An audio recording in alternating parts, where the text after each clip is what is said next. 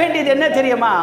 நம்முடைய விசுவாசத்தை பார்த்து ஆண்டவர் பாராட்ட வேண்டும் என்றால் முதலாவது நமக்குள்ள இருக்க வேண்டியது என்னவென்று சொன்னால், பிறருக்காக செபிக்கிற, பரிந்து பேசுகிற ஜெபம் நமக்கு இருக்க வேண்டும். இந்த நூற்றுக்கு அதிபதி பாருங்களேன், தன்னுடைய வீட்டுக்காகவும் தன்னுடைய உறவினருக்காக, ரத்த பாசத்துக்காக கேட்கல.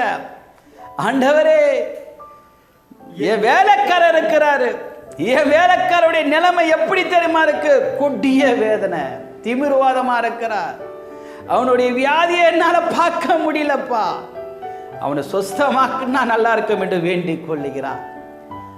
கிறிஸ்துவுக்கு பிரியமானவர்களே, இன்னைக்கு ஆண்டவர் நம்மை பார்த்து நம் விசுவாசத்தை குறித்து பெருமை பாராட்ட வேண்டும் என்று சொன்னான். நமக்குள்ள இருக்க வேண்டிய முதல் காரியம் என்னவென்றால், பிறருக்காக நம்ம செபிக்க வேண்டும், பிறருக்காக கண்ணீர் விட வேண்டும், பிறருக்காக நம்ம கண்ணீரோட செபிக்க வேண்டும்.